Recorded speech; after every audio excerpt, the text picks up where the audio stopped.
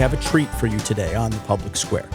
A sneak peek of the launch of a new project called 1850 Main Street. You say 1850 Main Street.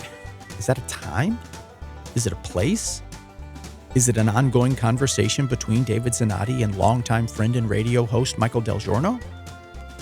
Maybe it's all three. Whatever it is, you're going to hear the pilot, the debut episode of 1850 today on the Public Square. Now, you won't always find this program here on these visits together. You'll have to find 1850 Main Street on Spotify, iHeartRadio, YouTube, Apple Podcasts, or at 1850mainstreet.com. But we wanted you to know that it exists. And I hope you enjoy today's conversation between Dave Zanotti and Michael DelGiorno.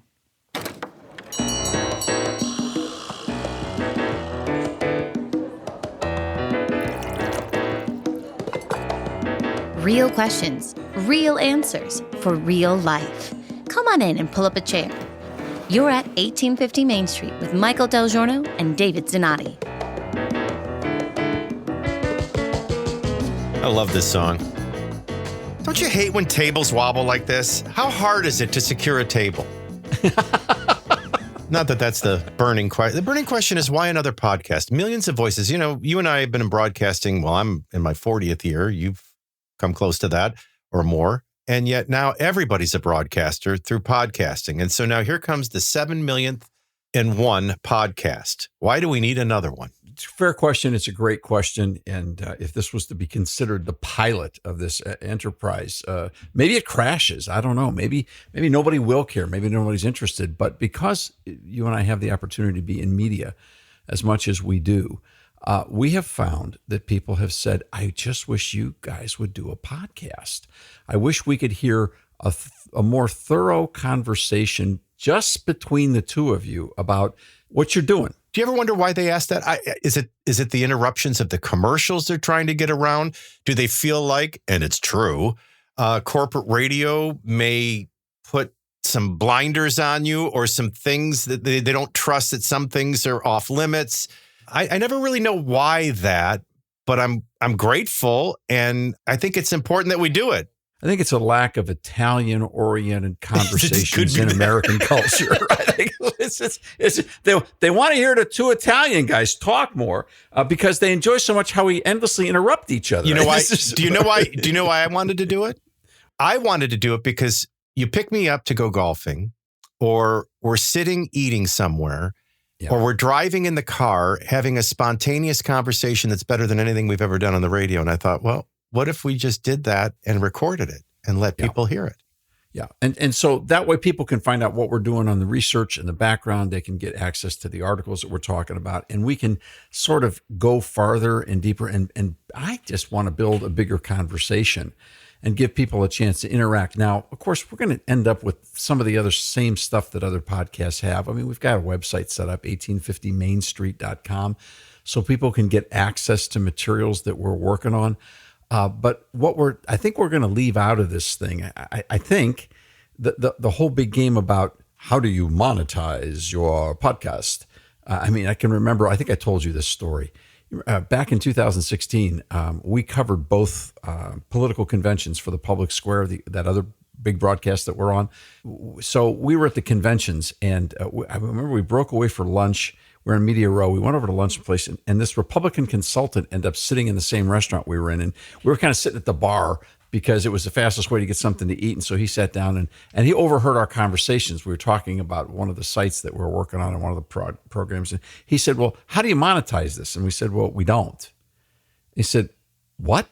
I said, we don't. I mean, we put this stuff out in the air in the hope that people who use it will find it productive and helpful.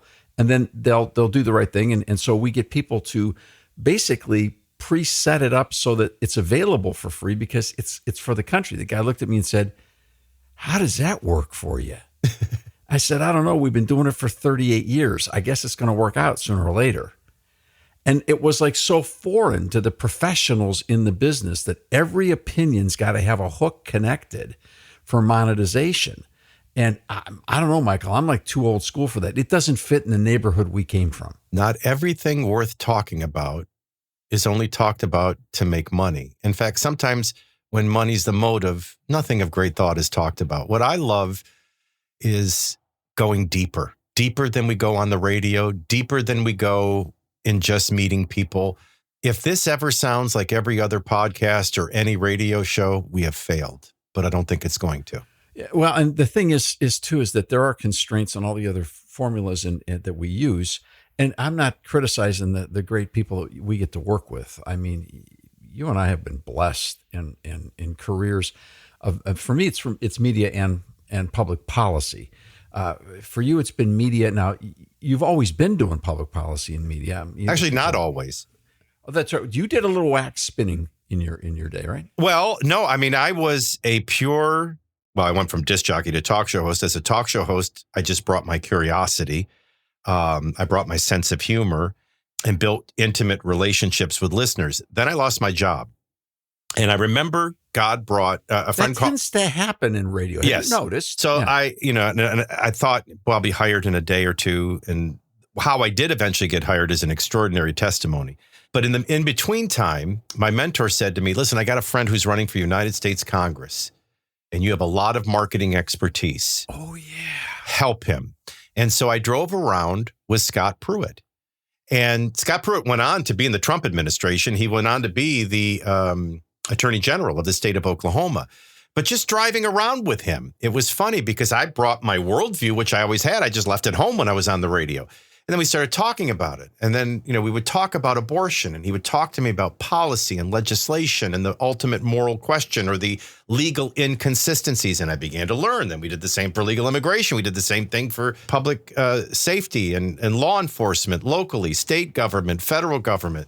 And then when God opened the door to go back on the radio, I was completely rewired. And from that moment on, I was actually in the public policy business, quite frankly.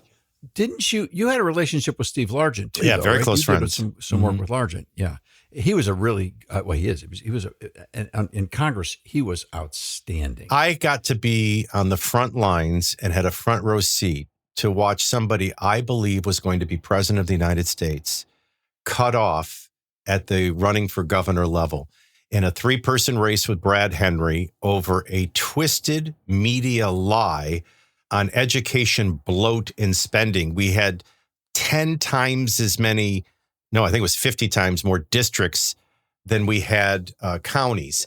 And so what he was talking about was consolidation of the administration of state education. And they twisted that on him that he was going to try to cut out public education, stole the election from him. He's going to shut your local school. There you go. Exactly. Yeah. And he never ran for office again. And I really believe the trajectory was he would have been a one-term governor in Oklahoma and then president of the United States. And I watched media bias and lies. I watched political parties and grass tops and grassroots and the machine cut this man off and robbed this country of what would have been a great president. And that's what I've been fighting ever since. So another thing I think we've agreed on as we try to put this together is that we are going to be really careful on the question of political parties because people are all in silos. And so real quickly, they're going to check the boxes to know which one, where these people are coming from. Therefore, I will continue to listen or go on, see you later. This is going to be weird because the last time I voted in a party primary was 1998. And from that time forward, I realized I needed to be a free agent. So I could go vote for a Democrat, I could vote for a Republican, I could vote for an independent. I've always voted, but I've decided to be a free agent. People call that being an independent, but that's where I've been coming from since 98. So I've been out of the party, loop for a long time. Now, because I also do public policy for a living, we have a lot of campaigns. We've been involved in projects, ballot issues, amendments, big issues, working with governors and working in litigation the whole way to the U.S. Supreme Court. We kind of done the whole thing. But the reality is that because we won't knuckle under and pick a party, because we've said, no, we're going to stay out of that. Or just blindly support anything somebody does in the name of party that's stupid. Right. I'm surprised you still hang with me because we make people really uncomfortable because everybody wants to know what your label is because they don't know whether they can trust you or not. It's funny. When God did open the door and we got that radio show, Gwen Freeman and I did the show together, and we got very politically involved locally in Tulsa, Oklahoma. And the reaction was, you're a shock jock or you're a revolutionary. I mean, the way people loved and worshiped me was as uncomfortable as hated me and despised me. And then one day we got the Republican Party platform. Now, keep in mind, very few Republicans have been living this platform, which has always been my deepest frustration. There's nothing I have in common with Democrats by platform, by policy. The problem is they live what they believe, and the problem is Republicans rarely do, so there's no check and balance. So that was a frustration. But we read the Republican Party platform for the state of Oklahoma live on the air, and it was hilarious. It was like a Saturday Night Live bit because we looked at each other and went, Gwen, we're not radicals. Gwen, we're not zealots. Gwen, we're not homophobes. We're not Islamophobes. We're not nativists. Gwen, what? We're Republicans. That's how much Republicans were failing to live what they believed. And of course, failing my worldview was the Democrat Party, but never failing to live what they believed. And that's the battle I've been in. So I am definitely an independent because I don't trust either side. I walked out of a Bob Dole consulting meeting, all right, where he had all these muckety mucks that were supposed to be influential and top drawer and the big money people. And so they're doing a private briefing for Dole. And so I'm like, I asked a question about the platform. And I said, well, how are you going to handle the platform? And how are you going to do this and that? And his consultants completely blew me off. So I thought, well, okay, this meeting's over for me. So I left. I got up and I left. So Dole gets the nomination. And like within a day, he's on the morning news shows. And people are asking him, well, tell me, Senator, as president, are you going to abide by this very conservative Republican platform? You know, and all the conservatives have been arguing about making sure they had a seat at the table and they got their issue in there.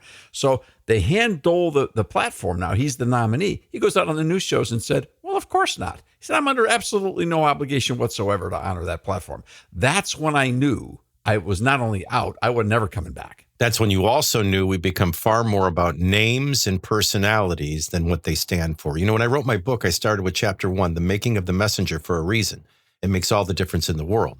The worldview comes before the person. The policy view comes before the person. But as you know, and through your other entity, the Public Square, you guys have a great name for this. We have become personality-oriented, worshipers of people rather than what we believe, or what I would suggest is our Heavenly Father's intent and our Founding Father's intent, which should always trump, pardon the pun, any personality.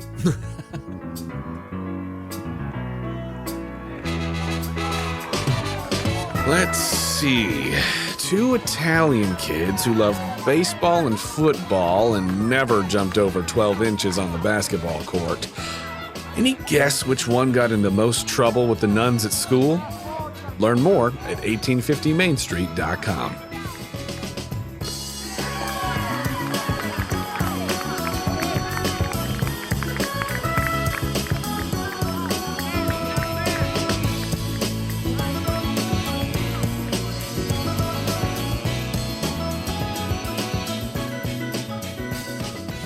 So the next thing that everybody's going to be wondering, why 1850?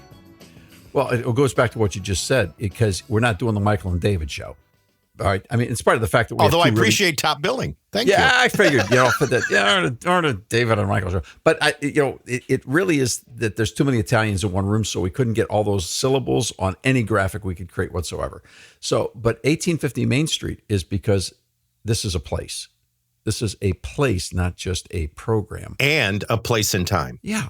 And it is a place and time as well. This is a place where we're going to have conversation, and we are happy to be overheard on a regular basis. Now, as the website's established, 1850mainstreet.com, people have a chance to ask us questions. People have a chance to suggest topics. People have a chance to sound off, and we know they will. I can already tell you in advance that if you want to get any kind of response from any of the people that we work with, my experience has been this, Michael. I've always said to people, look, respect is the key. You got to have respect. I mean, it's one of the most important human characteristics. I have worked with some of the most, and I know you have too. You've talked with people, we have worked with some of the most disagreeable people you could find. And people who we don't even agree, like my friend Rob Walgate says, we don't even believe what day of the week it is. We don't agree on that. But if somebody starts on a platform of respect, we're off on the right foot. So when people want to holler at us, because they're hollering at their device, they're hollering at their phone, they're hollering at their car radio where they're playing this, whatever it might be, ask a question. Because, man, I really appreciate well put together questions, and we try hard to answer questions. So this is a place. You came up with a doozy one time golfing, which was, Michael, it's 1850. You've got 10 years to solve the disagreements in America and with the states to avoid a civil war. Go. Yeah, I remember that. Now, the problem was it ruined my game of golf that day, nor could I find a way, although the journey, that one, yeah, the journey, because we started doing all the things. Now, of course, they didn't, and there was a civil war, but how could it have been stopped? I couldn't find a way, whether I'm doing it from the landowner's perspective, the states' right perspective, the federal government's perspective, a military perspective, and I couldn't. But what dawned on me more than anything was, oh my gosh, it's 1850 again. And maybe we have 10 years for a civil war we could never even have, but we are the divided states of America, completely divided on the brink of losing this great experiment and republic. And if we couldn't solve 1850 in 2023, how are we going to solve 2033 in 2023? And I thought, wow. And then the name was born, 1850 Main Street. Yeah. Because it is a place and a place in time. We got to talk about it. And if you want to consider it, even as along the line of it being a board game.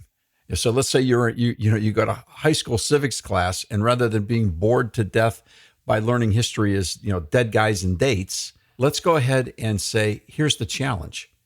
It is 1850. You have 10 years. You've got to resolve the question of slavery, and you can't split the nation to do it. How are you going to solve this problem? And by splitting the nation, we are saying that you can't have a civil war. Now, maybe the nation has to split, but it can't split based on war. So you start asking, well, how would we do that? Who would it be? How would it work? And your point is well taken, Michael. I am convinced that while this is a place and while it's a conversation and while it's not purposed for monetization, what this is purposed for, our prayer is that by having these conversations, we can begin to model what it looks like to solve problems, because we can get to the real questions.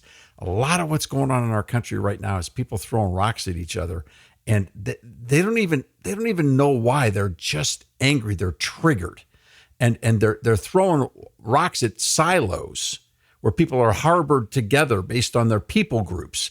You can't get to a civil society if the whole game is who can throw more rocks. It doesn't work. I said, now I can't remember if you agreed with me or disagreed with me. As bad as the issue of slavery was, and it went beyond just the slavery issue, it's so much worse now. Now we have narrative, no longer news. Education has been replaced with indoctrination. I battled both for decades. I mean, much of the first decade of service in talk radio was to address media bias, that people, it's a worldview battle is what's going on. It's a spiritual battle and a worldview battle. Then I got into the education battle. And now when we think about what they were focused on in 1850 and the dilemma of trying to solve it and communicate it, doing that now, all these years later, even more divided on, I can't think of an issue we're not completely divided on, from border to life to death to debt and spending. Or how about, what is the proper size and role of the government? Is it the government's job to take care of everyone? Hey, we're divided on the question of what does it mean to be human? Yes, or whether we're even a boy or a girl, no matter what our anatomy is. Or whether some humans are worth more than others. Now, this is the same sort of conversation that was happening back in 1850. And I want to be careful. One of them, not all of them, though. Yeah, but I want to protect you and this concept in this regard. You and I both learned there is no moral equivalency in regards to the conversation about slavery. You can't ever attempt to say something is the moral equivalent of slavery in America, because we are all so deeply impacted by that issue. And so that is something we would not attempt to do. 1850 isn't about that equivalency. The equivalency is how divided we are. And how do we find the common ground to unite? Because a house divided against itself cannot stand. That statement was a big statement that Abraham Lincoln made. in that period between 1850 and the Civil War. A house divided against itself cannot stand. Could our house be any more divided? I don't think so. Certainly not in our lifetime, certainly not in modern history. So how are we going to stand?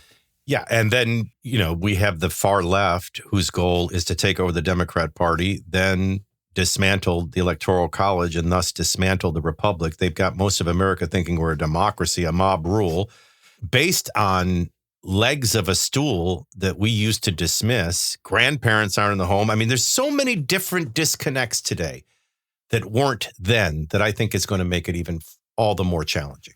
Well, one thing for sure, this is going to be a high wire act because this is a conversation that's going to be going on hopefully for many, many years to come. And we may fail. We may not reach the conclusion that it's possible to avoid a civil war. But we may be too far divided. But, before we try that horrible idea again, maybe somebody ought to have a really long conversation about why we don't want to do that. I always start whenever I get really boxed in and I'm giving fear the ability to be birthed. I think of Jesus saying goodbye. I think of the disciples standing there, probably thinking he was coming back in a week or days, or who knows what was in their mind. They certainly didn't think thousands of years. And then Jesus says something so bizarre, I would think, to them. I don't think in 40 of my 50 years of Christianity, I got it.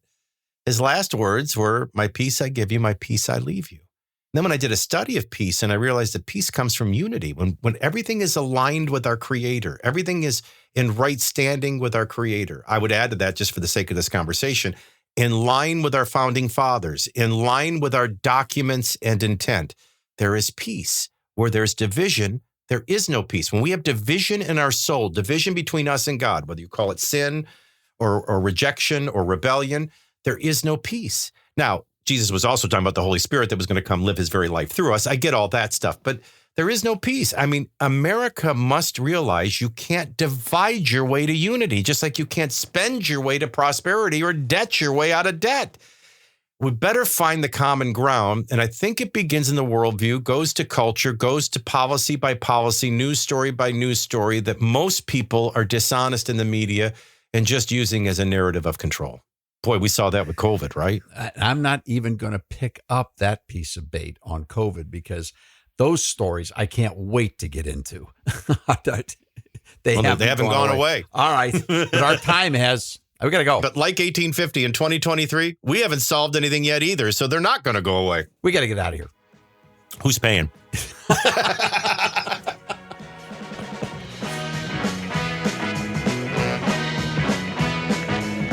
The conversations are just getting started.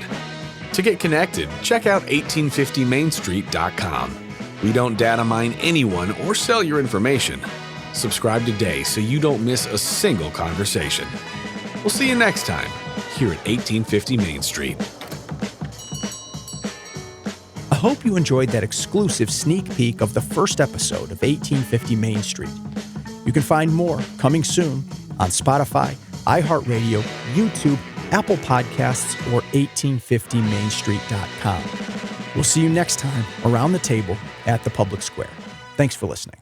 Guys, I know we're all thrilled whenever we hear from listeners. We do quite often, as a matter of fact, and you don't have to agree with us to respond, but we really enjoy it when we resonate with listeners. Here's a listener named Bonnie in California. Now, I drove through this area of Northern California recently. It's just beautiful. She lives in McKinleyville, California. She says, "Thank you for an informative and captivating program. It's been most appreciated to hear news and information that can be difficult or impossible to obtain, especially in regards to health care and other issues that most people simply cannot find. So thank you for your ongoing hours of research and for bringing the information to us in a format that's easy to comprehend. My prayers are with you, and when I'm able to contribute finances, that will also come. Meanwhile, and this is important, I am busy telling people to go to your website or listen to the radio programs. Please keep up the good work. To God be the glory." Well, a little of that goes a long ways, doesn't it? Wayne, I want to thank Bonnie, all of us do, because that note is a real gift, a tremendous gift of encouragement. So thank you. And I love the way she really gets it. First off, that she would take the time to listen. We're very complimented that she would let us into her life and into her thought process and that of her friends and family, and that she would be willing to share what we're doing, which is so important because all of the folks that listen here can become their own radio stations by simply sharing what they've heard, and that's the way these things are designed. The fact that she's praying for us means perhaps more than anything else, because this is a spiritual struggle that we're in, and we need help and we need each other. So I want to thank her so much, Bonnie. Thank you for your prayers and for everyone that's praying for us. And I love the way she said, there'll come a time I know that I'm going to be able to make a contribution, and I look forward to that. Because all of us here around this table are donors. Now, we weren't always able to give, and sometimes we're still not able, but we're all in as volunteers and donors, and we're all in this together. And that's why every single gift, whether it's $1 or $1 million, really, truly matters because of the giving, the prayers, the friendship, and the distribution support. So, Bonnie, I got to tell you, you made our day. Thank you very much. Thank you for all you're doing, and we look forward to getting more tools in your hands so you can even be more effective as well. The Public Square is a broadcast service of the American Policy Roundtable.